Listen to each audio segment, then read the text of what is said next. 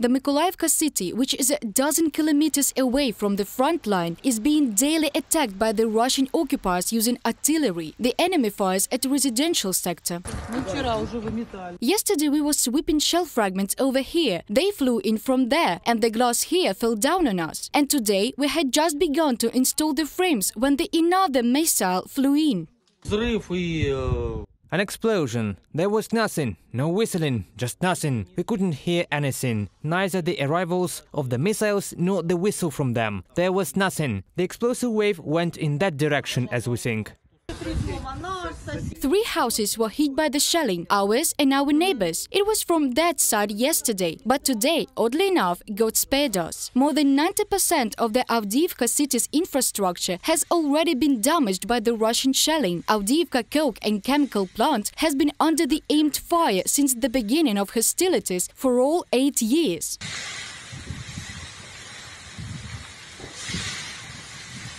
One can count on the fingers the survived buildings of the urban infrastructure in Bakhmut, which is actually in the line of fire. The Russian invaders shelled the city day and night. There is no electricity, water or mobile communications. We've been out of electricity, gas and water for more than 2 months already. Let alone the electricity, we don't have even the mobile communications. We can't even call people from another city. Well, take your phone and try it. Now we just go to sleep and wonder whether we will wake up tomorrow or not. To warm up and make food, the locals collect 3 branches that were left after the shelling by the Russian missiles. There was shelling at night, and you can see the fragments from it lying here. I took some of it from here. There is a damage. Can you see it? It's because of the missile. The local residents continued to clear the rubble in their yards and houses after the shelling on Sunday night in Pokrovsk. Then the main hit was on the private sector. There's my kitchen and the house, you can see. You were sleeping and then heard a loud explosion, right? That's not the word. Everything flew out. I don't know, even the doors, everything. The city authorities immediately gave building materials to the victims of the shelling to cover up their broken roofs and windows. Lyubov says that the missile hit her house that night. Her daughter and son-in-law were killed. They were my daughter and son-in-law. Were they wounded? They were killed. He was killed immediately, but my daughter was brought to the hospital by an ambulance and then died there. There are 2 corpses now.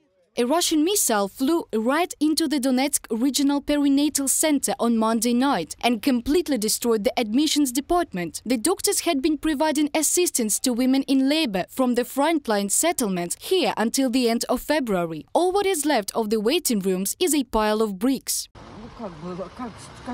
How was it? A strong explosion. A strong one, right? Was it loud? Yes, because I could tell at once that it was nearby. The Russian invaders say that they shell only military objects. Was it a military object? I don't know. I only know that now no one gives birth here and no operations are held here. But they still do hold consultations at the daytime, right?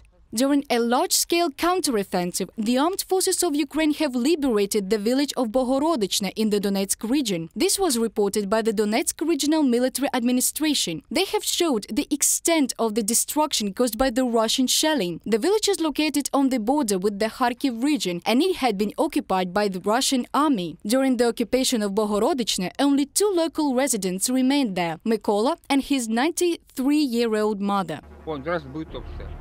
There, everything is broken. Is it normal? I have a mother. She's 93 years old. How can I take her anywhere? Unless my mother was here, I would have blown them up. Earlier, it's become known that the armed forces of Ukraine had entered Sviatohirsk, Donetsk region, on Monday afternoon. The sweep of the Russian invaders continues in and around the city. The divisions of the National Guard of Ukraine, the Armed Forces of Ukraine and the Territorial Defense Forces of Ukraine have entered the city of Sviatohirsk. Step by step, we are liberating our land from the Russian occupiers. Victory will surely be ours.